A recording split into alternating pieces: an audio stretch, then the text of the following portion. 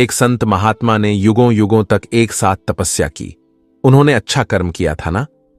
उनका राजा के रूप में पुनर्जन्म हुआ। उन्हें 4 पुत्रों और एक समृद्ध राज्य का आशीर्वाद मिला। हालांकि उसने अनजाने में एक गरीब बच्चे को मार डाला और बच्चे के अंधे माता पिता ने उसे श्राप दिया। माता पिता का दुख इतना प्रबल था कि राजा अपने पुत्रों के लिए रोते रहे और महल में अकेले ही मर गए। आप कहानी जानते हैं, है ना? श्रवण कुमार की हत्या राजा दशरथ ने कर दी थी। दशरथ के कर्म इतने अच्छे थे कि वे भगवान राम के पिता बने। फिर भी क्या वह अपने किए हुए एक बुरे कर्म से बच सके? क्या कर्म दूसरे कर्म के प्रभाव को खत्म कर देता है? मित्रों, कृष्ण के मार्ग, भक्ति या वैराग्य का अनुसरण करें। केवल वही आपको अच्छे और बुरे दोनों कर्मों के प्रभाव से मुक्त करेगा। वरना सुख और दुख जीवन का अभिन्न अंग है। आपके लगाव के कारण ही कई जिंदगियों में दुख और सुख आते रहते हैं। शास्त्रों पुराणों में बताया गया है कि मनुष्य धरती पर रहकर जो भी अच्छे या बुरे कर्म करते हैं, उन सभी कर्मों का लेखा जोखा मृत्यु के बाद होता है और उसके अनुसार सजा और पुनर्जन्म मिलता है। ईश्वर की दृष्टि में जो अच्छे कर्म यानी आपके काम होते हैं उसे पुण्य कहा जाता है और जो बुरे कर्म होते हैं उन्हें पाप कहा जाता है। पुराणों में कई अच्छे और बुरे कर्मों के बारे में बताया गया है। गरुड़ पुराण और कठोपनिषद में तो यह भी बताया गया है कि मनुष्य को अपने पाप कर्मों के कारण मृत्यु के बाद अलग अलग तरह के पापों के लिए कौन कौन सी अलग सजाएं दी जाती हैं। गरुड़ पुराण में उल्लेख मिलता है कि मनुष्य धरती पर जो कुछ भी पाप करता है उन सभी पापों की अलग अलग सजा बारी बारी से मिलती है। यम के न्याय में किसी भी पाप की सजा से बचा नहीं जा सकता है। भगवान श्री कृष्ण ने दृष्टि में जो सबसे मोटा पाप है वह है भ्रूण हत्या। महाभारत युद्ध समाप्त होने के बाद जब द्रोणाचार्य के पुत्र अश्वत्थामा ने उत्तरा के गर्भ में पल रहे बालक परीक्षित पर ब्रह्मास्त्र का प्रयोग करके उसकी हत्या कर दी, तब भगवान श्री कृष्ण सबसे अधिक क्रोधित हुए थे। श्री कृष्ण ने उस समय ही यह घोषणा कर दी थी कि अश्वत्थामा का पाप सबसे मोटा पाप है, क्योंकि उसने एक अजन्मे बालक की हत्या की थी। श्री कृष्ण ने इस पाप की सजा स्वयं अश्वत्थामा को दी थी। श्री कृष्ण ने अश्वत्थामा के सिर पर लगा चिंतामणि रत्न छीन लिया और शाप दिया कि तुमने जन्म तो देखा है लेकिन मृत्यु को नहीं देख पाओगे, यानी जब तक सृष्टि रहेगी तुम धरती पर जीवित रहोगे और कष्ट प्राप्त करोगे। भ्रूण की हत्या करने वाले के लिए सबसे कठोर सजा निर्धारित है और ऐसे व्यक्ति को कई युगों तक इस सजा का दंड भुगतना पड़ता है। यह भगवान राम के जन्म से पहले की बात है, जब भील आदिवासी कबीले के मुखिया अज के घर एक बेटी का जन्म हुआ। उसका एक नाम श्रमणा था और दूसरा शबरी। शबरी की मां इंदुमती उससे बहुत प्यार करती थी। बचपन से ही शबरी जानवरों और पक्षियों की भाषा समझती थी और उनसे बातें करती थी। जब शबरी की मां उसे देखती थी तो वह कुछ भी समझ नहीं पाती थी। कुछ समय बाद एक पंडित ने शबरी के परिवार को बताया कि वह भविष्य में एक सन्यासी बन सकती है। यह जानने पर शबरी के पिता ने उसकी शादी तय कर दी। जैसे ही शादी का दिन नजदीक आया, शबरी के परिवार ने कई तरह के चढ़ावे तैयार किए। बकरियों और अन्य जानवरों को घर के पास लाया गया और बांध दिया गया। एक दिन जब शबरी की मां उसके बाल कंघी कर रही थी तो उसने अपनी मां से पूछा कि हमारे घर में इतने सारे जानवर क्यों लाए गए हैं। मां ने जवाब दिया, बेटी, तुम्हारी शादी होने वाली है, इसलिए हमने उनकी बलि की व्यवस्था की है। तुम्हारी शादी के दिन बलि होगी और फिर उनसे स्वादिष्ट भोजन तैयार करके सभी को परोसा जाएगा। यह सब सुनकर शबरी उदास हो गई। शबरी ने लंबे समय तक उन जानवरों को मुक्त कराने के बारे में सोचा। सोचते सोचते शबरी को लगा कि अगर ये जानवर यहां नहीं होंगे तो इनकी बलि रुक सकती है। अगर ऐसा नहीं होता है तो यह बलि तभी रुकेगी जब मैं अपने घर से कहीं चली जाऊंगी। जब मैं नहीं रहूंगी तो न तो शादी होगी और न ही बलि की प्रथा। इससे निर्दोष जानवर बच जाएंगे। इस विचार के साथ शबरी उस स्थान पर पहुंची जहां जानवरों को रखा गया था। उसने सोचा कि वह उन्हें मुक्त कर देगी, लेकिन वह ऐसा नहीं कर सकी। इसके बाद शबरी जंगल की ओर भागने लगी। भागते भागते शबरी ऋषिमुख पर्वत पर पहुंच गई। वहां लगभग 10,000 साधु रहते थे। शबरी को लगा कि वह भी साधु मुनियों की सेवा करके इस जंगल में अपना जीवन जी सकती है। वह इस तरह चुपचाप उसी जंगल के एक हिस्से में रहने लगी। शबरी हर दिन साधु मुनियों की झोपड़ी के सामने झाड़ू लगाती थी और हवन के लिए लकड़ी भी लाती थी। साधु मुनि यह नहीं समझ पा रहे थे कि जंगल में उनका काम अपने आप कैसे हो रहा है। एक दिन एक महात्मा ने शबरी को देखा और उससे परिचय पूछा। जैसे ही शबरी ने बताया कि वह एक भील आदिवासी परिवार से है, तो महात्मा ने उसे बहुत डांटा। शबरी को इस बात का कोई अंदाजा नहीं था कि उसकी जाति नीची है और उसे अपनी जाति के कारण महात्मा द्वारा अपमान सहना पड़ेगा। इसके बाद भी शबरी हर महात्मा मुनि के दरवाजे पर पहुंचती और उसका आंगन झाड़ने के बाद उसे गुरु दीक्षा देने के लिए कहती थी। हर कोई शबरी को उसकी जाति के कारण अपने आश्रम से बाहर निकाल देता था। इसी तरह बहुत समय बीत गया। उसके बाद शबरी मातंग मुनि की कुटिया पर पहुंची। वहां पहुंचने के बाद शबरी ने मातंग मुनि को बताया कि वह उनसे गुरु दीक्षा लेना चाहती है। उन्होंने खुशी से उसे अपने गुरुकुल में रहने की अनुमति दे दी और उसे भगवान से संबंधित ज्ञान देते रहे। शबरी ने भी अपने गुरु मातंग साधु की सेवा करने में कोई कसर नहीं छोड़ी। उसने गुरुकुल के सभी काम भी किए। शबरी से प्रसन्न होकर मातंग साधु ने उसे अपनी बेटी के रूप में स्वीकार कर लिया। समय के साथ मातंग साधु का शरीर वृद्ध हो गया। एक दिन उन्होंने शबरी को अपने पास बुलाया और कहा, मैं अपना शरीर त्यागना चाहता हूं। मुझे इस शरीर में रहते हुए कई साल हो गए हैं। शबरी ने दुखी मन से कहा, आपके सहारे से ही मैं इस जंगल में रह पाई हूं। अगर आप चले जाएंगे तो मैं जीकर क्या करूंगी? मुझे भी अपने साथ ले चलिए, मैं भी अपना शरीर त्याग दूंगी। मातंग मुनि ने उत्तर दिया, बेटी, तुम्हें चिंता करने की कोई जरूरत नहीं है। राम तुम्हारी देखभाल करेंगे और तुम्हारी भी देखभाल करेंगे। राम का नाम सुनने के बाद शबरी ने पूछा, वह कौन है और मैं उसे कैसे पाऊंगी? मंत्र राशि ने उसे बताया, राम कोई और नहीं बल्कि भगवान है। वह तुम्हें तुम्हारे सभी अच्छे कर्मों का फल देंगे। तुम्हें उसे खोजने की जरूरत नहीं है। एक दिन वह खुद तुम्हें ढूंढते हुए इस कुटिया में आएंगे और तुम्हें उनके हाथों से मोक्ष मिलेगा। तब तक इसी आश्रम में रहो। ऐसा कहकर मंत्र मुनि ने अपना शरीर त्याग दिया। मंत्र मुनि के जाने के बाद शबरी के मन में केवल एक ही विचार था कि भगवान राम खुद उससे मिलने आएंगे। भगवान राम से मिलने के लिए वह बगीचे से सुंदर फूल लाकर पूरे आश्रम को सजाती थी और भगवान के लिए जामुन तोड़ती थी। भगवान के लिए जामुन तोड़ते समय शबरी उन्हें कगार तक खा जाती थी ताकि भगवान उसे केवल मीठे जामुन ही दें। हर दिन शबरी भगवान के दर्शन की उम्मीद में फूल और जामुन इकट्ठा करती थी। इस तरह इंतजार में कई साल बीत गए। शबरी का शरीर बहुत वृद्ध हो गया। एक दिन शबरी आश्रम के पास के तालाब से पानी लेने गई। तभी पास के एक साधु ने उसे अछूत कहकर पुकारा और उसे वहां से भाग जाने को कहा और एक पत्थर फेंक दिया। जब वह पत्थर शबरी को लगा तो उसे चोट लग गई और खून बहने लगा। बहते हुए खून की एक बूंद उसी तालाब के पानी में गिर गई। तभी पूरे तालाब का पानी खून में बदल गया। यह सब देखकर साधु ने शबरी को डांटा और कहा कि तुमने पापी, तुम्हारी वजह से पूरा पानी खराब हो गया। हर दिन साधु उस पानी को साफ करने के लिए अपने विभिन्न प्रकार के ज्ञान का उपयोग करता था। कई तरह के प्रयास करने के बाद भी कुछ नहीं हुआ। उसने उस तालाब में गंगा जैसी कई पवित्र नदियों का पानी भी डाला, लेकिन फिर भी तालाब का पानी साफ नहीं हो सका और वह खून जैसा ही रहा। कई सालों तक तालाब के पानी को साफ करने की कोशिश करने के बाद भी कुछ नहीं हुआ। इसलिए साधु थक गया और उसने सब कुछ छोड़ दिया। इस घटना के कई साल बाद भगवान राम अपनी पत्नी सीता के अपहरण के बाद उसकी तलाश करते हुए उसी तालाब पर पहुंचे। साधु मुनियों ने उन्हें पहचान लिया। भगवान को वहां देखकर साधु मुनियों ने भगवान से पानी को साफ करने के लिए अपने पैर तालाब में रखने को कहा, लेकिन पानी जैसा था वैसा ही रहा। महात्मा मुनियों ने भगवान से कई अन्य कार्य भी करवाए, लेकिन पानी जैसा था वैसा ही रहा, खून की तरह। तब भगवान ने मुनियों से पानी के खून में बदलने की कहानी पूछी। तब साधु ने शबरी पर पत्थर फेंकने की पूरी कहानी बताई। उसके बाद उसने कहा कि वह महिला अशुद्ध है, वह नीची जाति की है, इसलिए यह सब हुआ है। उसी क्षण भगवान राम ने कहा कि यह सब तुम्हारे बुरे शब्दों के कारण हुआ है।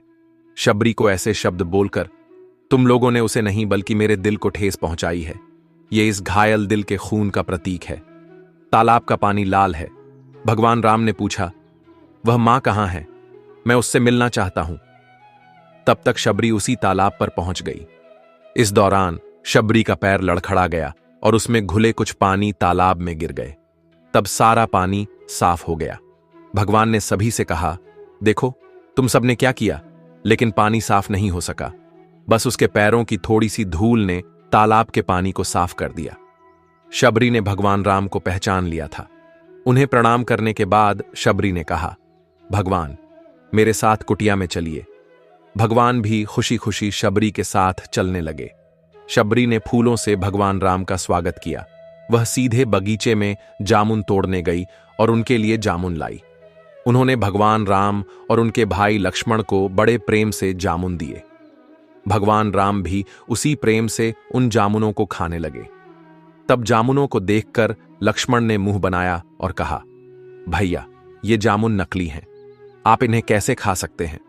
भगवान ने उत्तर दिया, लक्ष्मण ये नकली नहीं बल्कि बहुत मीठे हैं। शबरी माई ने इन्हें हम सबके लिए बड़े प्रेम से तोड़ा है। यह कहते हुए भगवान राम उन जामुनों को प्रेम से खाने लगे। भगवान राम ने कहा, जबकि भगवान राम चले गए। शबरी ने माई से कहा कि आप मुझसे जो चाहें मांग सकती हैं। शबरी ने उसे बताया कि मातंग मुनि की सलाह पर मैं आज तक केवल तुम्हें कष्ट देने के लिए जी रही थी। अब तुम मुझे मोक्ष दो। मैंने तुम्हारे सामने अपने शरीर का त्याग कर दिया। उसी समय शबरी ने अपने शरीर का त्याग कर दिया। भगवान राम ने अपने हाथों से उनका अंतिम संस्कार किया और सीता मां की तलाश में आगे बढ़े। इस तरह साधु मातंग के शब्द सत्य साबित हुए और शबरी को भी भगवान राम के दर्शन हुए। तभी से भगवान राम को शबरी के राम के नाम से भी जाना जाने लगा। इस कहानी से सीख मिलती है कि यदि सच्ची आस्था हो तो निश्चित रूप से भगवान के दर्शन हो सकते हैं। अगर भगवान में हमारी सच्ची आस्था है और हमारे कर्म अच्छे हैं तो भगवान हमारा साथ जरूर देंगे और भगवान कभी भी हमारे साथ गलत नहीं होने देंगे। मित्रों, यह महाभारत काल की बात है, जब एकलव्य नाम का एक लड़का भारत के एक जंगल में अपने माता पिता के साथ रहता था। वह एक अनुशासित लड़का था और उसके माता पिता ने उसे अच्छे मूल्यों के साथ पाला था। एकलव्य को तीरंदाजी में बहुत रुचि थी, लेकिन इसके साधन जंगल में उपलब्ध नहीं थे। इसलिए वह गुरु द्रोणाचार्य से तीरंदाजी सीखना चाहता था। उन दिनों गुरु द्रोणाचार्य राजकुमारों यानी पांडवों और कौरवों को तीरंदाजी सिखा रहे थे और उन्होंने भीष्म पितामह को भी पढ़ाया था। उन्होंने वादा किया था कि वह राजकुमारों के अलावा किसी को भी तीरंदाजी नहीं सिखाएंगे। जब एक लड़का अपनी विनती लेकर गुरु द्रोणाचार्य के पास आया तो उन्होंने उसे अपनी व्यवस्था के बारे में बताया और उसे वापस भेज दिया। इस पर एक लड़का बहुत उदास हो गया, लेकिन उसने कसम खाई कि वह द्रोणाचार्य को अपना गुरु बनाएगा। अपने गुरु की शारीरिक अनुपस्थिति के कारण उसने उसकी मिट्टी की मूर्ति बनाई और उसके सामने तीरंदाजी का अभ्यास करना शुरू कर दिया। जल्द ही वह एक उत्कृष्ट धनुर्धर बन गया। एक दिन जब गुरु द्रोणाचार्य अपने शिष्यों के साथ तीरंदाजी का अभ्यास करने के लिए जंगल में आए तो उनके साथ एक कुत्ता भी था। उस समय एक लड़का भी जंगल में तीरंदाजी का अभ्यास कर रहा था। ऐसे में जब कुत्ते ने जंगल की एक तरफ से आवाज सुनी तो वह उस तरफ गया और भौंकने लगा, जिससे लड़के की एकाग्रता भंग हो गई। इस वजह से कुत्ते को चुप कराने के लिए एक लड़के ने उसके मुंह में इस तरह से तीर मारे कि उसका भौंकना बंद हो गया और उसे चोट भी नहीं लगी। कुत्ता द्रोणाचार्य के पास वापस भाग गया। जब उसने कुत्ते को देखा तो उसे अपनी आंखों पर विश्वास नहीं हुआ और उसे आश्चर्य हुआ कि ऐसा कौन धनुर्धर है जो धनुष और बाण के ऐसे कौशल को जानता है। जब वह जाकर देखता है तो एक लड़का हाथ में धनुष लिए उसके सामने खड़ा होता है। अपने गुरु को देखकर एक लड़के ने उन्हें प्रणाम किया। द्रोणाचार्य ने उससे पूछा कि उसने यह कौशल किससे सीखा। तब एक लड़के ने बताया कि कैसे वह प्रतिदिन अपनी मूर्ति के सामने अभ्यास करता है। यह सुनकर द्रोणाचार्य हैरान रह गए। दरअसल गुरु द्रोणाचार्य ने अर्जुन से वादा किया था कि उससे बेहतर धनुर्धर कोई नहीं होगा, लेकिन एक लड़के का ज्ञान उनके वादे में बाधा बन रहा था। ऐसी स्थिति में उन्होंने एक युक्ति सोची। उन्होंने एक लड़के से कहा, बेटा, तुमने मुझसे सीखा है, लेकिन मुझे अभी तक गुरु दक्षिणा नहीं दी गई है। एकलव्य ने कहा, गुरुवर, मुझे आज्ञा दीजिए, आपको दक्षिणा में क्या चाहिए?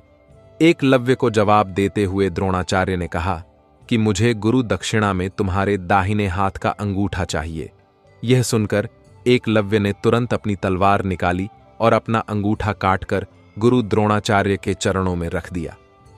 इस घटना के कारण एकलव्य को आज भी एक आदर्श शिष्य के रूप में जाना जाता है। इस कहानी से सीख मिलती है बच्चे।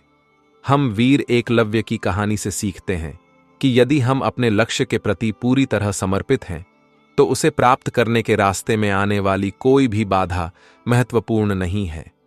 मित्रों, एक समय की बात है। वर्धमान नामक शहर में एक कुशल व्यापारी रहता था। जब उस राज्य के राजा को उसकी कुशलता के बारे में पता चला, तो राजा ने उसे अपने राज्य का प्रशासक बना दिया। आम आदमी से लेकर राजा तक सभी व्यापारी की कुशलता से बहुत प्रभावित थे। कुछ समय बाद व्यापारी की बेटी दुचकी की शादी तय हो गई। इस खुशी में व्यापारी ने एक बड़ा भोज आयोजित किया। इस भोज में उसने राज्य के सभी लोगों को, राजा से लेकर राजा तक को आमंत्रित किया। इस समारोह में शाही परिवार में काम करने वाला एक नौकर भी आया, जो गलती से शाही परिवार के सदस्यों के लिए रखी गई कुर्सी पर बैठ गया। उस नौकर को कुर्सी पर बैठा देखकर व्यापारी बहुत क्रोधित हो जाता है। क्रोध में व्यापारी उस नौकर का उपहास करता है और उसे समारोह से भगा देता है। इससे नौकर शर्मिंदा महसूस करता है और वह व्यापारी को सबक सिखाने का फैसला करता है। कुछ दिनों बाद जब वह राजा का कमरा साफ कर रहा होता है, उस समय राजा हल्की नींद में होता है। नौकर मौके का फायदा उठाता है और बड़बड़ाना शुरू कर देता है। नौकर कहता है कि व्यापारी में रानी के साथ दुर्व्यवहार करने की हिम्मत है। यह सुनकर राजा अपनी नींद से जाग जाता है और नौकर से पूछता है, क्या तुमने कभी व्यापारी को रानी के साथ दुर्व्यवहार करते हुए देखा है? नौकर तुरंत राजा के पैरों पर गिर जाता है और उससे माफी मांगने लगता है और कहता है कि मैं रात को सो नहीं सका, इसलिए मैं कुछ भी बड़बड़ा रहा हूं। नौकर की बात सुनने के बाद राजा नौकर से कुछ नहीं कहता है, लेकिन उसे व्यापारी पर संदेह हो जाता है। इसके बाद राजा शाही महल में उसके प्रवेश पर प्रतिबंध लगाकर व्यापारी के अधिकार को कम कर देता है। अगले दिन जब व्यापारी किसी काम से शाही महल में आता है, तो गार्ड उसे दरवाजे पर रोक देते हैं। व्यापारी गार्ड के इस व्यवहार को देखकर हैरान हो जाता है। पास में खड़ा राजा का नौकर जोर जोर से हंसने लगता है और गार्ड से कहता है, तुम नहीं जानते कि तुमने किसे रोका है। वह एक बहुत प्रभावशाली व्यक्ति है जो तुम्हें यहां से बाहर निकलवा सकता है। उसने मुझे अपने भोज से निकलवा दिया। नौकर की बातें सुनने के बाद व्यापारी सब कुछ समझ जाता है और उस नौकर से माफी मांगता है। वह उस नौकर को अपने घर भोजन के लिए भी आमंत्रित करता है। व्यापारी नौकर का बड़े ही शालीनता से अभिवादन करता है। उसने राजा को भोज दिया और कहा कि उसने उस दिन जो भी किया वह गलत था। नौकर व्यापारी से सम्मान पाकर खुश हो जाता है और कहता है, चिंता मत करो, मैं जल्द ही राजा से तुम्हारा खोया हुआ सम्मान वापस दिलाऊंगा। अगले दिन जब राजा हल्की नींद में होता है, तो नौकर कमरा साफ करते समय फिर से बड़बड़ाना शुरू कर देता है और कहता है, हे भगवान, हमारा राजा इतना भूखा है कि वह बाथरूम में नहाते समय खीर खाता रहता है। यह सुनकर राजा नींद से जाग जाता है और गुस्से से नौकर से कहता है, मूर्ख नौकर, तुम्हारी हिम्मत कैसे हुई मेरे बारे में ऐसी बात करने की? राजा का गुस्सा देखकर नौकर उसके पैरों पर गिर जाता है और माफी मांगता है और कहता है, महाराज, मैं पिछली रात ठीक से सो नहीं सका। फिर राजा सोचने लगता है कि अगर यह नौकर मेरे बारे में इस तरह की बातें कर सकता है, तो वह उस व्यापारी के बारे में भी झूठ बोल रहा होगा।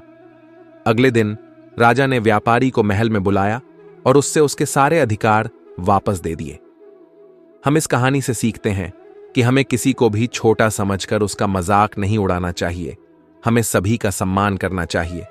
किसी का अपमान करके एक दिन हमें भी अपमान का सामना करना पड़ता है। मित्रों, एक बार की बहुत समय पहले की बात है। सुरई शहर में 4 ब्राह्मण रहते थे। उन सभी में अच्छी दोस्ती थी। लेकिन चारों दोस्त गरीबी के कारण नाखुश थे। गरीबी के कारण उन्हें सभी लोगों से अपमान सहना पड़ता था। चारों ब्राह्मणों ने शहर छोड़ दिया। सभी दोस्त आपस में बात करने लगे कि पैसे की कमी के कारण अपने लोगों ने उन्हें छोड़ दिया और वे अपने ही घर में अजनबी बन गए। इस पर चर्चा करते हुए उन सभी ने दूसरे राज्यों में जाने का फैसला किया और जब वहां काम नहीं बना तो उन्होंने विदेश जाने का फैसला किया। यह फैसला लेने के बाद वे सभी यात्रा पर निकल पड़े। चलते चलते उन्हें बहुत प्यास लगने लगी, इसलिए वे पास की क्षिप्रा नदी पर गए और पानी पीने लगे। पानी पीने के बाद वे सभी नदी में नहाए और आगे बढ़ गए। कुछ दूर चलने के बाद उन्होंने एक जटाधारी योगी को देखा। ब्राह्मणों को इस तरह यात्रा करते देख योगी ने उन्हें थोड़ी देर आराम करने और कुछ खाने के लिए अपने आश्रम में आमंत्रित किया। ब्राह्मण खुशी खुशी योगी के आश्रम में चले गए। वहां आराम करने के बाद योगी ने ब्राह्मणों से उनकी यात्रा का कारण पूछा। ब्राह्मणों ने अपनी पूरी कहानी बताई और कहा कि योगी महाराज, गरीबों का कोई नहीं होता, इसलिए वे सभी 3 पैसे कमाकर मजबूत बनना चाहते हैं। दृढ़ संकल्प देखकर योगी भैरवनाथ बहुत खुश हुए। तब ब्राह्मणों ने उनसे पैसे कमाने का रास्ता दिखाने का अनुरोध किया। योगी के पास तपस्या की शक्ति थी, जिसका उपयोग करके उन्होंने एक दिव्य दीपक बनाया। भैरवनाथ ने उन ब्राह्मणों को अपने हाथों में एक दीपक लेकर हिमालय की ओर बढ़ने के लिए कहा। योगी ने उन्हें बताया कि हिमालय की ओर जाते समय उस जगह पर खुदाई करें जहां यह दीपक गिरे।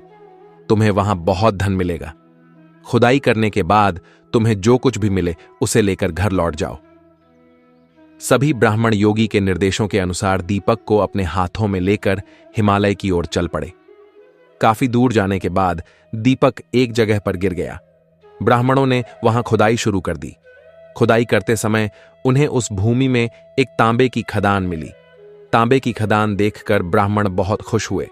तभी एक ब्राह्मण ने कहा कि यह तांबे की खदान हमारी गरीबी को खत्म करने के लिए काफी नहीं है। अगर यहां तांबा है तो आगे और भी कीमती खजाना होगा। उस ब्राह्मण की बात सुनकर 2 ब्राह्मण उसके साथ आगे बढ़ गए और एक ब्राह्मण ने उस खदान से तांबा निकाला और अपने घर लौट गया। आगे बढ़ते हुए एक जगह पर एक दीपक गिर गया। वहां खुदाई करने पर एक चांदी की खदान मिली। इस खदान को देखकर तीनों ब्राह्मण खुश हो गए। तभी एक ब्राह्मण उस खदान से बहुत तेजी से चांदी निकालने लगा, लेकिन तभी एक ब्राह्मण ने कहा कि आगे शायद कोई और कीमती खदान हो। ऐसा सोचने पर 2 ब्राह्मण आगे बढ़ गए और एक ब्राह्मण उस चांदी की खदान के साथ घर लौट गया। फिर आगे चलते समय दीपक एक ऐसी जगह पर गिर गया जहां सोने की खदान थी। सोने की खदान देखने के बाद भी एक ब्राह्मण के मन का लालच खत्म नहीं हुआ। उसने दूसरे ब्राह्मण को आगे जाने के लिए कहा, लेकिन उसने मना कर दिया।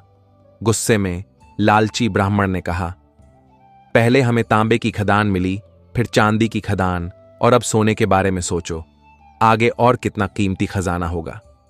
उस लालची ब्राह्मण की बातों को अनसुना करते हुए उस ब्राह्मण को सोने की खदान मिली और उसने कहा, अगर तुम आगे जाना चाहते हो तो जाओ, लेकिन यह मेरे लिए काफी है। ऐसा कहकर वह सोना लेकर घर चला गया। फिर वह लालची ब्राह्मण दीपक को अपने हाथ में लेकर आगे बढ़ने लगा। आगे का रास्ता कांटों से भरा था। कांटों से भरा रास्ता खत्म होने के बाद एक बर्फीला रास्ता शुरू हो गया। कांटों के कारण शरीर खून से लथपथ हो गया और बर्फ के कारण वह ठंड से कांप रहा था। फिर भी अपनी जान जोखिम में डालकर वह आगे बढ़ता रहा।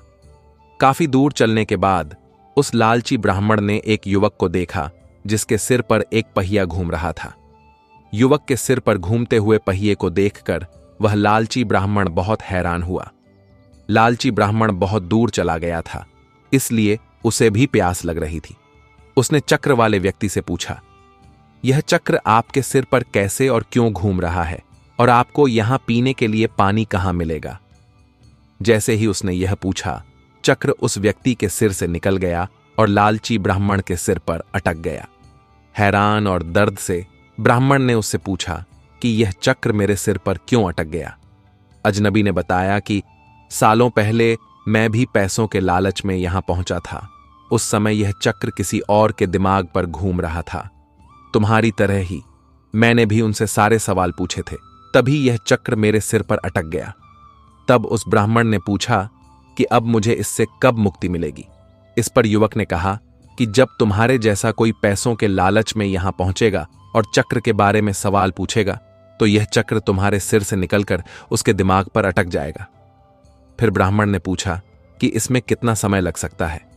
इस सवाल का जवाब देते हुए युवक ने कहा कि मैं राजा राम के समय से यहां हूं, लेकिन मुझे नहीं पता कि अभी कौन सा युग चल रहा है। इससे तुम अंदाजा लगा सकते हो कि इसमें कितना समय लग सकता है। ऐसा कहकर युवक वहां से चला गया और ब्राह्मण अपने मन में बहुत दुखी था। उसे दुख हुआ और पहिए के घूमने के दर्द के कारण उसकी आंखों से आंसू आने लगे। सालों पहले सूरज नाम का एक किसान अपनी पत्नी के साथ एक गांव में रहता था। किसान बूढ़ा था, लेकिन उसकी पत्नी जवान थी। इस वजह से किसान की पत्नी नाखुश थी। वह हमेशा अपने जैसी जवान आदमी से शादी करना चाहती थी। चोर महिला के विचारों को समझ गया और हर दिन उसका पीछा करने लगा। एक दिन किसान की पत्नी को धोखा देने के इरादे से उसने उसे एक झूठी कहानी सुनाई। चोर ने कहा, सालों पहले मेरी पत्नी मुझे छोड़कर चली गई। अब मैं अकेला हूं। मैं तुम्हारी सुंदरता से मोहित हो गया हूं और तुम्हें अपने साथ शहर ले जाना चाहता हूं। यह सुनकर महिला खुश हो गई। उसने जल्दी से कहा, ठीक है, मैं तुम्हारे साथ चलूंगी, लेकिन मेरे पति के पास बहुत धन है। पहले मैं उसे लाऊंगी। उस पैसे से हम बाकी जीवन आराम से बिताएंगे। यह सुनकर चोर ने कहा, ठीक है, तुम जाओ और वापस इस जगह पर आओ। मैं तुम्हारा इंतजार करूंगा। महिला घर पहुंची और देखा कि उसका पति गहरी नींद में सो रहा है। महिला ने सारे गहने और नकदी को एक बंडल में बांध लिया और चोर के पास चली गई। किसान की पत्नी को आते देखकर चोर ने सोचा, अब मैं बहुत जल्द अमीर बनने वाला हूं। अब उन्हें इस समस्या से छुटकारा पाने का तरीका खोजना होगा। तब किसान की पत्नी चोर के पास पहुंची। जैसे ही वह वहां पहुंची, वे दोनों दूसरे शहर के लिए निकल पड़े। कुछ दूर चलने के बाद रास्ते में उन्हें एक नदी मिली। नदी को देखकर चोर को एक विचार आया। उसने महिला से कहा, देखो, नदी गहरी है। मैं तुम्हें इसे पार करने में मदद करूंगा, लेकिन पहले मैं इस बंडल को नदी के दूसरी तरफ रखूंगा और फिर मैं तुम्हें साथ ले जाऊंगा। महिला को चोर पर पूरा भरोसा था। उसने कहा, हां, ऐसा करना सही होगा। फिर चोर ने कहा, देखो, तुमने भारी गहने पहने हुए हैं। मुझे ये गहने भी दे दो ताकि तुम्हें नदी पार करने में कोई परेशानी ना हो। यह सुनकर किसान की पत्नी ने अपने सारे गहने चोर को दे दिए। चोर बंडल में बंधे पैसे और महिला के गहनों के साथ नदी पार कर गया। महिला उसके लौटने का इंतजार करती रही, लेकिन वह कभी नहीं लौटा। अब महिला को बहुत दुख हुआ और उसकी आंखों से आंसू बहने लगे, लेकिन तब तक पछतावे का बहुत देर हो चुकी थी। चोर उसके सारे पैसे और गहने लेकर चला गया था। तुम इतना इस कहानी से अभी यह सीखने को मिलता है कि कभी भी किसी अनजान इंसान पर भरोसा नहीं करना चाहिए। एक समय की बात है, एक गांव में एक ब्राह्मण रहता था। वह सुबह उठता था, स्नान करता था, पूजा करता था, खाना खाता था और फिर सो जाता था। उसके पास किसी चीज की कोई कमी नहीं थी। एक बड़ा खेत, एक खूबसूरत पत्नी जो उसके लिए खाना बनाती थी और 2 बच्चों वाला एक अच्छा परिवार। सब कुछ होने के बावजूद ब्राह्मण का परिवार एक बात से बहुत परेशान था। वह बात यह थी कि ब्राह्मण बहुत आलसी था। वह खुद कोई काम नहीं करता था और सारा दिन सोता रहता था। एक दिन ब्राह्मण बच्चों के शोर सुनकर उठा और उसने देखा कि उसके दरवाजे पर एक साधु महाराज आए हुए हैं। ब्राह्मण और उसकी पत्नी ने साधु महाराज का स्वागत किया और उन्हें भोजन कराया।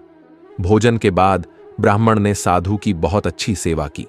साधु महाराज उसकी सेवा से बहुत प्रसन्न हुए और उससे वरदान मांगने को कहा। ब्राह्मण ने यह वरदान मांगा कि उसे कोई काम न करना पड़े और उसकी जगह कोई और उसका काम करे। तब साधु ने उसे वरदान के रूप में एक जिन्न दिया और यह भी कहा कि जिन्न को हमेशा व्यस्त रखना चाहिए। अगर उसे काम नहीं दिया गया तो वह तुम्हें खा जाएगा। वरदान पाकर ब्राह्मण अपने दिल में बहुत खुश हुआ और साधु को सम्मान के साथ विदा किया। जैसे ही साधु गया, वहां एक जिन्न प्रकट हो गया। पहले तो ब्राह्मण उसे देखकर डर गया, लेकिन जैसे ही उसने ब्राह्मण से काम मांगा तो ब्राह्मण का डर दूर हो गया और उसने उसे खेत जोतने का पहला काम दिया। जिन्न वहां से गायब हो जाता है और ब्राह्मण की खुशी का कोई ठिकाना नहीं रहता। थोड़ी ही देर में जिन्न फिर आता है और कहता है कि खेत जोत दिया गया है, मुझे कोई और काम दो। ब्राह्मण सोचता है कि उसने इतनी जल्दी इतना बड़ा खेत कैसे जोत दिया। ब्राह्मण इतना ही सोच रहा था कि जिन्न कहता है कि जल्दी काम बताओ, नहीं तो मैं तुम्हें खा जाऊंगा। ब्राह्मण डर जाता है और कहता है कि जाओ और खेतों की सिंचाई करो। जिन्न वहां से गायब हो जाता है और थोड़ी ही देर में फिर आ जाता है। जिन्न आता है और कहता है कि खेतों की सिंचाई हो गई है, अब अगला काम बताओ। ब्राह्मण एक एक करके सारे काम बताता है और जिन्न झट से पूरा कर देता है। ब्राह्मण की पत्नी यह सब देख रही थी और अपने पति की आलस्यता को लेकर चिंतित होने लगी। जिन्न शाम होने से पहले ही सारा काम कर लेता था। सारा काम करने के बाद जिन्न ब्राह्मण के पास आता था और कहता था कि अगला काम बताओ, नहीं तो मैं तुम्हें खा जाऊंगा। अब ब्राह्मण के पास उसे करने के लिए कोई काम नहीं बचा है। वह चिंतित होने लगता है और वह बहुत डर जाता है। जब ब्राह्मण की पत्नी अपने पति को डरा हुआ देखती है तो वह अपने पति के बारे में चिंतित होने लगती है। वह अपने पति को इस संकट से निकालने के बारे में सोचने लगती है। वह ब्राह्मण से कहती है कि अगर तुम मुझसे वादा करो कि तुम कभी आलसी नहीं बनोगे और अपना सारा काम खुद करोगे तो मैं इस जिन्न को काम दे सकती हूं। इस पर ब्राह्मण सोचता है कि वह नहीं जानता कि वह क्या काम देगी। अपनी जान बचाने के लिए ब्राह्मण अपनी पत्नी से वादा करता है। इसके बाद ब्राह्मण की पत्नी जिन्न से कहती है कि हमारे पास एक कुत्ता है, तुम जाओ और उसकी पूंछ को पूरी तरह से सीधा करो। याद रखना, उसकी पूंछ पूरी तरह से सीधी होनी चाहिए। जिन्न कहता है कि मैं यह काम अब भी करता हूं और वहां से चला जाता है। बहुत कोशिश करने के बाद भी वह कुत्ते की पूंछ को सीधा नहीं कर पाता है और हार मान लेता है। हारने के बाद जिन्न ब्राह्मण का घर छोड़ देता है। उस दिन से ब्राह्मण अपना आलस्य छोड़ देता है और सारे काम खुद करने लगता है और उसका परिवार खुशी खुशी रहने लगता है। त्रेता युग की बात है। उस समय श्रवण कुमार नामक एक बालक था। उसके माता पिता अंधे थे और उन्होंने अनेक कठिनाइयों का सामना करते हुए श्रवण का पालन पोषण किया था। श्रवण कुमार बचपन से ही अपने माता पिता का बहुत सम्मान करता था।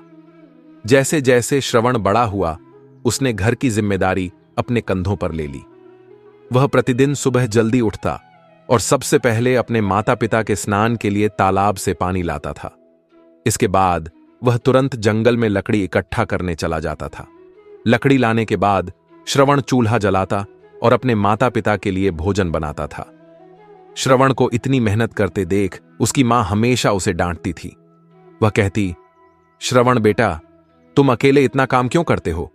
मुझे भोजन बनाने दो, मैं आसानी से बना लूंगी। इसके बजाय तुम्हें थोड़ा आराम करना चाहिए। अपनी मां की इन बातों को सुनकर श्रवण कुमार कहता, नहीं मां, मैं यह सब काम आप लोगों के लिए ही तो करता हूं। अपने माता पिता के लिए किए गए काम में मुझे थकान क्यों महसूस होगी? इसके विपरीत मुझे खुशी मिलती है। श्रवण कुमार की ये बातें सुनकर उसकी मां भावुक हो जाती थी और वह हर दिन भगवान से प्रार्थना करती थी, हे भगवान, मुझे श्रवण जैसा पुत्र देना जो मेरा इतना ख्याल रखे। श्रवण के माता पिता नियमित रूप से भगवान की पूजा करते थे। वह उनके लिए फूल और पूजा सामग्री लाता था और फिर बिना किसी देरी के अपने माता पिता के साथ पूजा में शामिल होता था। श्रवण कुमार धीरे धीरे बड़ा हो गया और अपने घरेलू काम जल्दी से खत्म करके काम पर चला जाता था। एक दिन श्रवण अपने माता पिता के साथ बैठा था। तभी उन्होंने श्रवण से कहा, बेटा, तुमने हमारी सभी इच्छाएं पूरी कर दी हैं। अब हमारी केवल एक इच्छा बची है जिसे हम पूरा करना चाहते हैं। यह सुनकर श्रवण ने उनसे पूछा, कौन सी इच्छा बची है जिसे आप पूरा करना चाहते हैं? आप बस आदेश दीजिए, मैं आपकी सभी इच्छाएं पूरी कर दूंगा।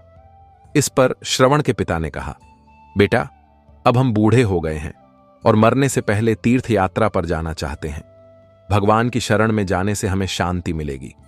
अपने माता पिता की बात सुनकर श्रवण कुमार सोचने लगा कि वह उनकी इच्छा को कैसे पूरा करेगा। उस समय बस और ट्रेन की सुविधा नहीं थी और उसके माता पिता देख भी नहीं सकते थे। ऐसी स्थिति में उन्हें तीर्थ यात्रा पर ले जाना कैसे संभव होगा।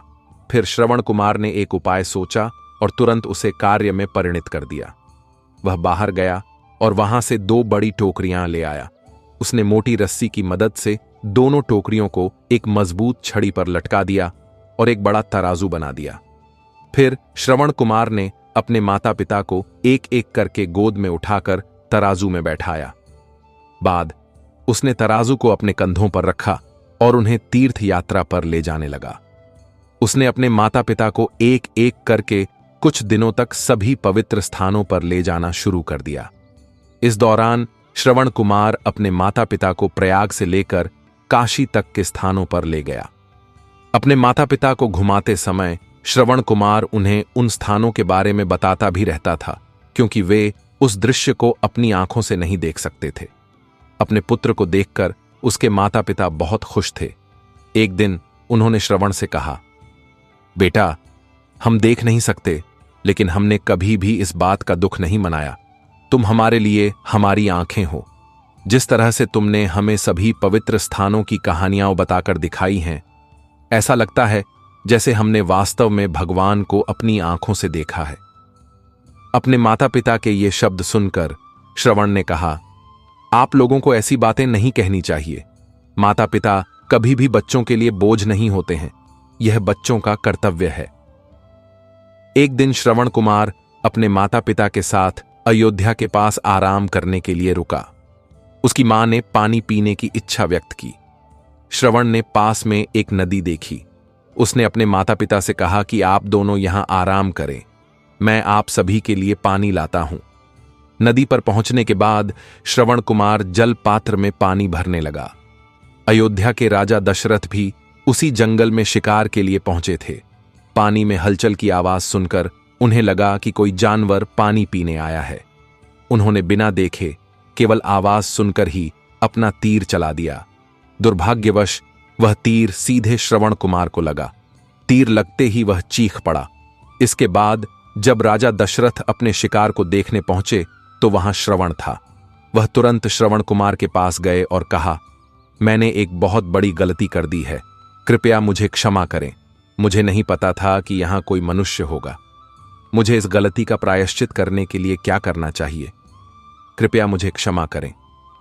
तब श्रवण कुमार ने कहा, मेरे माता पिता यहां से थोड़ी दूर जंगल में बैठे हैं। वे बहुत प्यासे हैं। कृपया यह पानी उन्हें पहुंचा दीजिए और मेरे बारे में उन्हें कुछ भी मत बताइए। इतना कहते हुए श्रवण कुमार ने दम तोड़ दिया। वह मर गया। राजा दशरथ इससे स्तब्ध रह गए। जैसे तैसे वह श्रवण कुमार के बताए अनुसार पानी लेकर उसके माता पिता के पास पहुंचे। श्रवण के माता पिता अपने बेटे की आवाज अच्छी तरह से जानते थे। जब राजा दशरथ उनके पास पहुंचे तो उन्होंने आश्चर्य से पूछा, तुम कौन हो और हमारे श्रवण को क्या हुआ? वह क्यों नहीं आया? राजा दशरथ उनके सवालों का जवाब नहीं दे सके। उन्होंने चुपचाप उनकी ओर पानी बढ़ाया। तब श्रवण की मां ने चिंतित आवाज में कहा, तुम कौन हो और मेरा बेटा कहां है? तुम मुझे क्यों नहीं बताते? श्रवण की मां की चिंता देखकर राजा दशरथ ने कहा, मां, मुझे क्षमा कर दीजिए। शिकार के लिए मैंने जो तीर चलाया वह सीधे आपके पुत्र श्रवण को लगा। उसने मुझे आप लोगों के बारे में बताया था, इसलिए मैं यहां पानी लेकर आया हूं। इतना कहने के बाद राजा दशरथ चुप हो गए। राजा दशरथ के शब्द सुनकर श्रवण की मां जोर जोर से रोने लगी। उन दोनों ने अपने बेटे की मौत के गम में राजा दशरथ द्वारा लाए गए पानी को छुआ तक नहीं। तब श्रवण के पिता ने राजा दशरथ को पुत्र वियोग का श्राप दिया। कुछ समय बाद श्रवण के माता पिता ने भी अपने प्राण त्याग दिए। कहा जाता है कि श्रवण कुमार के पिता के श्राप के परिणाम स्वरूप राजा दशरथ को अपने पुत्र राम से दूर रहना पड़ा। राजा दशरथ के इस श्राप को पूरा करने के लिए भगवान राम को 14 वर्षों के लिए वनवास जाना पड़ा, जिसका माध्यम दशरथ की पत्नी कैकेयी बनी। श्रवण के पिता की तरह राजा दशरथ भी अपने पुत्र से दूरी सहन नहीं कर सके और उन्होंने अपने प्राण त्याग दिए। कर्म का शाब्दिक अर्थ क्रिया है। कहते हैं, अजीब हैं कर्म के तरीके। जितना अधिक तुम इसे समझोगे उतना अधिक चकित हो जाओगे। यह लोगों को एक साथ लाता है और अलग भी करता है। ये कुछ को कमजोर और कुछ को मजबूत बनाता है। ये कुछ को अमीर और कुछ को गरीब बनाता है। संसार में जितने भी संघर्ष हैं, चाहे वे कुछ भी हों, कर्म के बंधन हैं। अच्छी या बुरी चीजें कर्म के आधार पर होती हैं।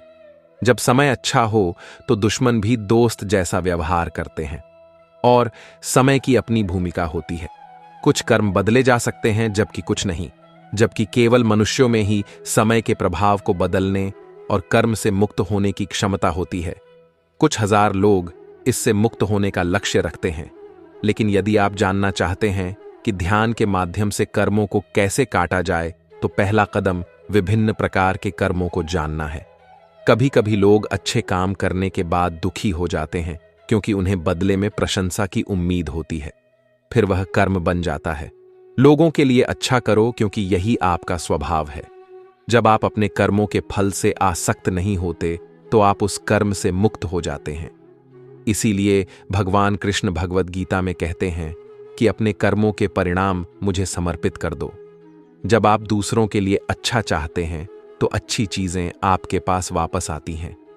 यही प्रकृति का नियम है। दूसरों को नुकसान पहुंचाने के इरादे से किया गया कोई भी काम, चाहे वह कोई कार्य हो या कोई विचार, एक बुरा कर्म है।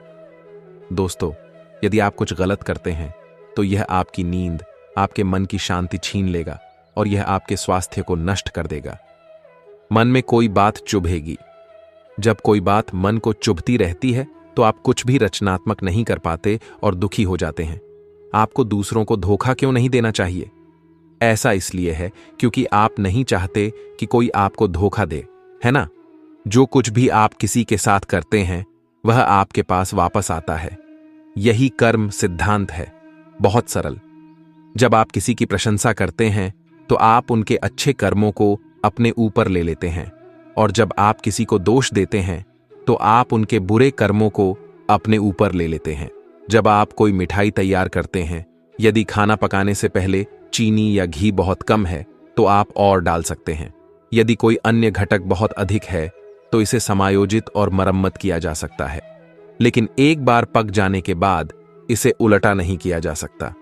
दूध मीठा दही या खट्टा दही बन सकता है, और खट्टा दही मीठा किया जा सकता है, लेकिन दोनों में से किसी को भी दूध का दूध नहीं बनाया जा सकता। कर्म का अर्थ है कि आपने स्वेच्छा से कार्य किया है।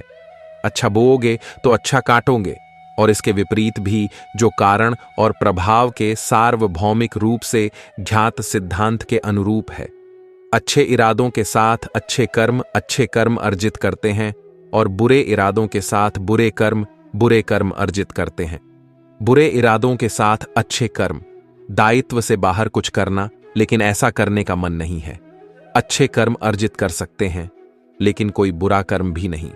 एक राजा महान धर्मात्मा, न्यायकारी और परमेश्वर का भक्त था। उसने एक बार ठाकुर जी का मंदिर बनवाया और एक ब्राह्मण को उसका पुजारी नियुक्त किया। वह ब्राह्मण महान सदाचारी, धर्मात्मा और संतोषी था। वह राजा से कभी कोई याचना और ना ही कोई मांग करता था। राजा भी उसके स्वभाव पर बहुत प्रसन्न था। उसने राजा के मंदिर में पूजा करते हुए 20 वर्ष गुजार दिए। उसने कभी भी राजा से किसी प्रकार का कोई प्रश्न नहीं किया। राजा के यहां एक बेटा पैदा हुआ। राजा ने उसे महान विद्वान बनाया और मोटा होने पर उसकी शादी एक सुंदर राजकन्या के साथ करा दी। शादी करके जिस दिन राजकन्या को अपने राजमहल में लाए, उस रात्रि में राजकुमारी को नींद न आई। वह इधर उधर घूमने लगी। जब अपने पति के पलंग के पास आई, तो क्या देखती है कि हीरे जवाहरात वाली एक तलवार रखी हुई है।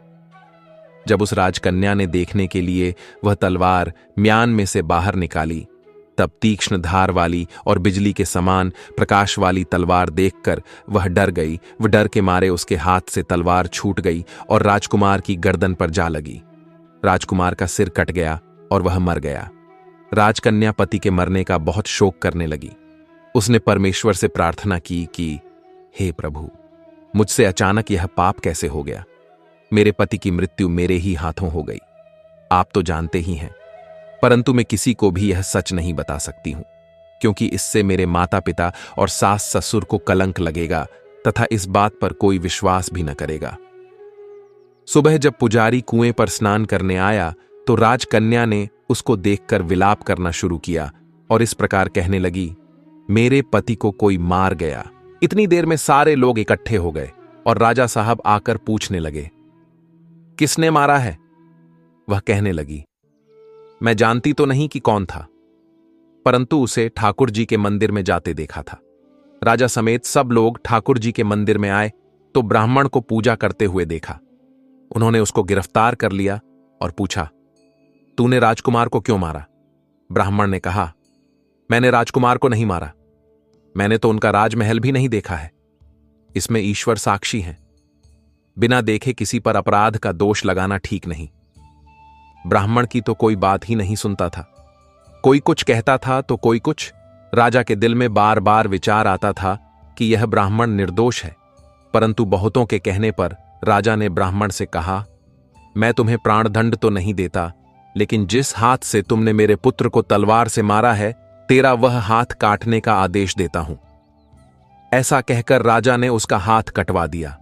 इस पर ब्राह्मण बहुत दुखी हुआ और राजा को अधर्मी जान उस देश को त्याग कर चला गया। वहां वह खोज करने लगा कि कोई विद्वान ज्योतिषी मिले तो बिना किसी अपराध हाथ कटने का कारण उससे पूछूं। किसी ने उसे बताया कि काशी में एक विद्वान ज्योतिषी रहते हैं। तब वह उनके घर पर पहुंचा। ज्योतिषी कहीं बाहर गए थे। उसने उनकी धर्मपत्नी से पूछा, माता जी, आपके पति ज्योतिषी जी महाराज कहां गए हैं? तब उस स्त्री ने अपने मुख से अयोग्य असह्य दुर्वचन कहे, जिनको सुनकर वह ब्राह्मण हैरान हुआ और मन ही मन कहने लगा कि मैं तो अपना हाथ कटने का कारण पूछने आया था, परंतु अब इनका ही हाल पहले पूछूंगा। इतने में ज्योतिषी आ गए। घर में प्रवेश करते ही ब्राह्मणी ने अनेक दुर्वचन कहकर उनका तिरस्कार किया, परंतु ज्योतिषी जी चुप रहे और अपनी स्त्री को कुछ भी नहीं कहा। बाद में वे अपनी गद्दी पर आ बैठे। ब्राह्मण को देखकर ज्योतिषी ने उनसे कहा, कहिए ब्राह्मण देवता, कैसे आना हुआ? ब्राह्मण ने कहा, आया तो था अपने बारे में पूछने के लिए, परंतु पहले आप अपना हाल बताइए कि आपकी पत्नी अपनी जुबान से आपका इतना तिरस्कार क्यों करती है, जो किसी से भी नहीं सहा जाता और आप सहन कर लेते हैं। इसका कारण क्या है? ब्राह्मण की बात सुनकर ज्योतिषी ने कहा, यह मेरी स्त्री नहीं, मेरा कर्म है। दुनिया में जिसको भी देखते हो, अर्थात भाई, पुत्र, शिष्य, पिता, गुरु, संबंधी, जो कुछ भी है, सब अपना कर्म ही है। यह स्त्री नहीं, मेरा किया हुआ कर्म ही है, और यह भोगे बिना कटेगा नहीं। अवश्यमेव भोक्तव्यम कृतम कर्म शुभाशुभम, ना भुक्तम क्षीयते कर्म कल्प कोटिशतेरपि। अपना किया हुआ जो भी कुछ शुभ अशुभ कर्म है, वह अवश्य ही भोगना होता है। बिना भोगे तो सभी जन्मों के गुजरने पर भी कर्म नहीं टल सकता। इसलिए मैं अपने कर्म खुशी से भोग रहा हूं और अपनी स्त्री की शिकायत भी नहीं करता, ताकि आगे इस कर्म का फल भोगना बाकी न रहे। ब्राह्मण ने पूछा, महाराज, आपने क्या कर्म किया था? ज्योतिषी ने कहा, सुनिए, पूर्व जन्म में मैं कौवा था और मेरी स्त्री गधी थी। इसकी पीठ पर फोड़ा था। फोड़े की पीढ़ा से यह बड्ढी दुखी थी और कमजोर भी हो गई थी। मेरा स्वभाव बहुत दुष्ट था, इसलिए मैं इसके फोड़े में चोंच मारकर इसे ज्यादा दुखी करता था। जब दर्द के कारण यह कूदती थी तो इसकी परेशानी देखकर मैं बहुत खुश होता था। मेरे डर के कारण यह सहसा बाहर नहीं निकलती थी, किंतु मैं इसको ढूंढता फिरता था। यह जहां मिले वहीं इसे दुखी करता था। आखिर मेरे द्वारा बहुत सताए जाने पर त्रस्त होकर यह गांव से 10-12 मील दूर जंगल में चली गई। वहां गंगा जी के किनारे सघन वन में हरा हरा घास खाकर और मेरी चोटों से बचकर सुखपूर्वक रहने लगी। लेकिन मैं इसके बिना नहीं रह सकता था। इसको ढूंढते ढूंढते मैं उसी वन में जा पहुंचा और वहां इसे देखते ही मैं इसकी पीठ पर जोर से चोंच मारी तो मेरी चोंच इसकी हड्डी में चुभ गई। इस पर इसने अनेक प्रयास किए, फिर भी चोंच न छूटी। मैंने भी चोंच निकालने का बहुत प्रयत्न किया, मगर न निकली। पानी के भय से ही यह दुष्ट मुझे छोड़ देगा, ऐसा सोचकर यह गंगा जी में प्रवेश कर गई, परंतु वहां भी मैं अपनी चोंच निकाल न पाया। आखिर में यह घने प्रवाह में प्रवेश कर गई। गंगा का प्रवाह तेज होने के कारण हम दोनों बह गए और बीच में ही मर गए। तब गंगा जी के प्रभाव से यह तो ब्राह्मणी बनी और मैं महान भारी ज्योतिषी बना। अब वही मेरी स्त्री हुई, जो मेरे मरण पर्यंत अपने मुख से गाली निकालकर मुझे दुख देगी और मैं भी अपने पूर्व कर्मों का फल समझकर सहन करता रहूंगा, इसका दोष नहीं मानूंगा, क्योंकि यह किए हुए कर्मों का ही फल है, इसलिए मैं शांत रहता हूं। तब ज्योतिषी ने कहा कि सब अपने कर्मों का ही बोलते हैं। तब ज्योतिषी ने कहा कि हे ब्राह्मण, तुम्हारी क्या समस्या है? ब्राह्मण ने अपना सब समाचार कहानी सुनाई और पूछा, अधर्मी पापी राजा ने मुझ निरपराध का हाथ क्यों कटवाया? ज्योतिषी ने कहा, राजा ने आपका हाथ नहीं कटवाया, आपके कर्म ने ही आपका हाथ कटवाया है। तब ब्राह्मण ने कहा, किस प्रकार? तब ज्योतिषी महाराज ने बताया कि पूर्व जन्म में आप एक तपस्वी थे और राजकन्या गौ थी तथा राजकुमार कसाई था। वह कसाई जब गौ को मारने लगा, तब गौ बेचारी जान बचाकर आपके सामने से जंगल में भाग गई। पीछे से कसाई आया और आपसे पूछा कि इधर कोई गाय आई थी क्या? आपने प्रण कर रखा था कि झूठ नहीं बोलूंगा। अतः जिस तरफ गौ गई थी उस तरफ आपने हाथ से इशारा किया तो उस कसाई ने जाकर गौ को मार डाला। गंगा के किनारे वह उसकी छमधी निकाल रहा था। इतने में ही उस जंगल से शेर आया और गौ एवं कसाई दोनों को खाकर गंगा जी के किनारे ही उनकी हड्डियां उसमें बह गईं। गंगा जी के प्रताप से कसाई को राजकुमार और गौ को राजकन्या का जन्म मिला एवं पूर्व जन्म के किए हुए उस कर्म ने एक रात्रि के लिए उन दोनों को इकट्ठा किया। क्योंकि कसाई ने गौ को हंसिए से मारा था, इसी कारण राजकन्या के हाथों अनायास ही तलवार गिरने से राजकुमार का सिर कट गया और वह मर गया। इस तरह अपना फल देकर कर्म निवृत्त हो गया। तुमने जो हाथ का इशारा रूप कर्म किया था, उस पाप कर्म ने तुम्हारा हाथ कटवा दिया है। इसमें तुम्हारा ही दोष है, किसी अन्य का नहीं। ऐसा निश्चय कर सुखपूर्वक रहो। कर्म फल का भोग टलता नहीं। कितना सहज है ज्ञान संयुक्त जीवन। यदि हम इस कर्म सिद्धांत को मान लें और जान लें तो पूर्वकृत घोर से घोर कर्म का फल भोगते हुए भी हम दुखी नहीं होंगे, बल्कि अपने चित्त की समता बनाए रखने में सफल होंगे। भगवान श्री कृष्ण इस समत्व के अभ्यास को ही समत्व योग संबोधित करते हैं, जिसमें दृढ़ स्थिति प्राप्त होने पर मनुष्य कर्म बंधन से मुक्त हो जाता है। मित्रों, एक बार जब गौतम बुद्ध एक सभा कर रहे थे, तभी एक व्यक्ति ने उनसे पूछा, हे बुद्ध, कर्मों का फल कैसे मिलता है? अगर बुरे कर्मों का फल मिलता है तो अच्छे कर्म कैसे किए जाते हैं? गौतम बुद्ध ने कहा, मैं तुम्हें एक कहानी सुनाता हूं, तुम इसे ध्यान से सुनो। महात्मा बुद्ध ने अपनी कहानी की शुरुआत की। बहुत समय पहले की बात है। रामू और लालू नाम के दो भाई एक गांव में रहते थे। लालू अक्सर रामू को देखकर जलता था, क्योंकि रामू स्वभाव से बहुत अच्छा था। उसके दिल में सबके लिए दया और आदर भाव था। लालू का स्वभाव ऐसा था कि उसके दिल में दूसरों के लिए कोई दया नहीं था। वह हमेशा दूसरों का अनादर करता और नुकसान पहुंचाता रहता था। धीरे धीरे काफी वक्त गुजर गया। रामू लालू के माँ बाप इस दुनिया में नहीं रहे। रामू ने खूब अच्छे से उनका अंतिम संस्कार किया। वह गांव वालों को भोजन के लिए आमंत्रित किया और ब्राह्मणों को दान दक्षिणा देकर विदा किया। वह हर साल अपने माता पिता की बरसी पर ब्राह्मणों को भोजन कराता और दान देता। यह सब चीजें लालू को पसंद नहीं आती थीं और वह रामू से जलता रहता था। एक बार अपने माता पिता की बरसी पर रामू ने अपने राज्य के राजा को आदर सत्कार के साथ बुलाया और राजा के सामने ब्राह्मणों और पूरे गांव को खाना खिलाया। ब्राह्मणों को दान भी दिया ताकि उसके माता पिता स्वर्ग में खुश रह सकें। तभी राजा ने लालू से पूछा, तुम्हारा भाई तुम्हारे माता पिता के लिए इतना कुछ करता है, तुम ऐसा क्यों नहीं करते हो?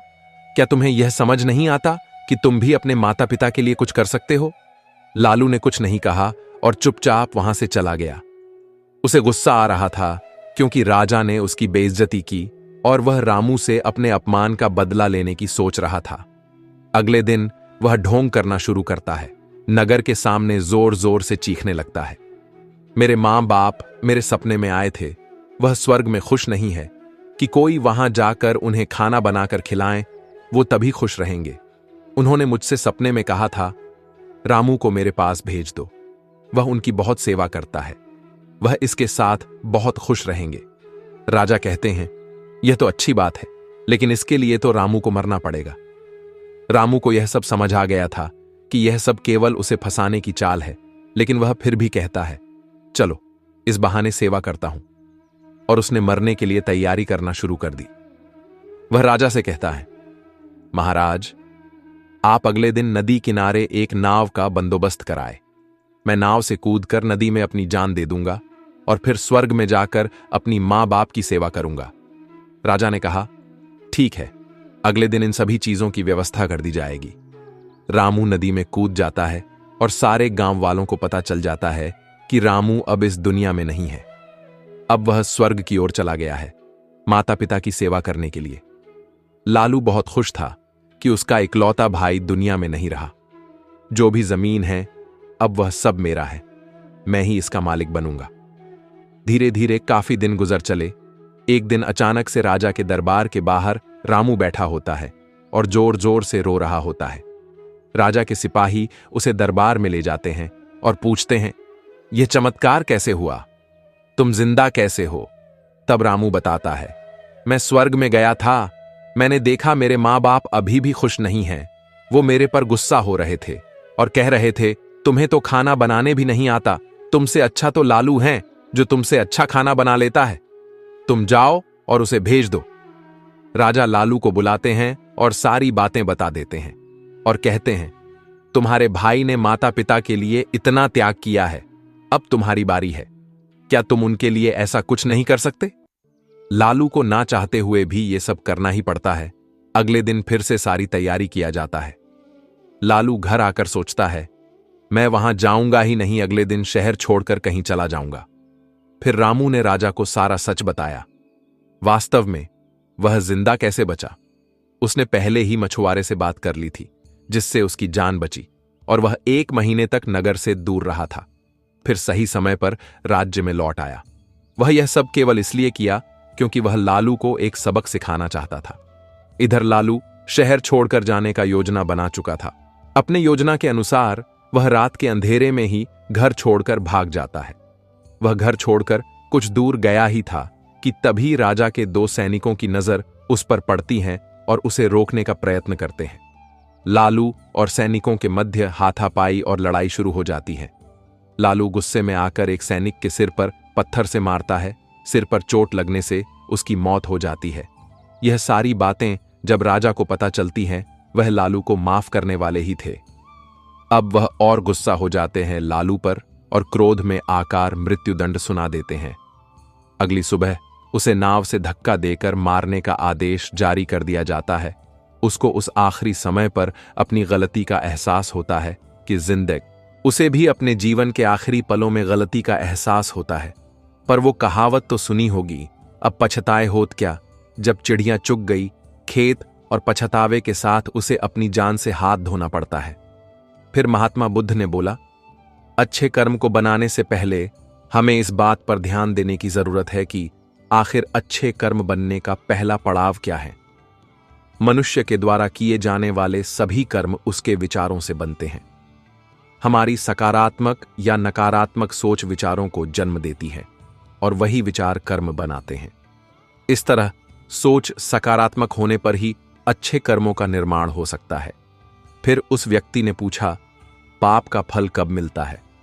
तब महात्मा बुद्ध ने कहा, पाप का फल किए गए कर्म पर निर्भर करता है। अगर आप किसी के साथ गलत करते हैं तो आपके साथ भी जरूर गलत होगा। जब तुम दूसरों के लिए अच्छा करते हो तो बदले में तुम्हारे साथ भी अच्छा होता है। जब तुम किसी दूसरे का बुरा करते हो और तुम्हें लगता है कि तुम्हारे साथ बुरा नहीं होगा, यह भी हो सकता है उस वक्त तुम्हारे साथ कुछ बुरा ना भी हो, लेकिन कभी ना कभी इसका हर्जाना तुम्हें भुगतना ही पड़ता है। इसलिए तुम्हें किसी के साथ बुरा करने का कोई अधिकार नहीं है, क्योंकि कर्मों का फल कभी ना कभी मिलता जरूर है। इस कहानी से हमें यह शिक्षा मिलती है कि हमारे कर्मों का फल हमेशा हमारे साथ रहता है।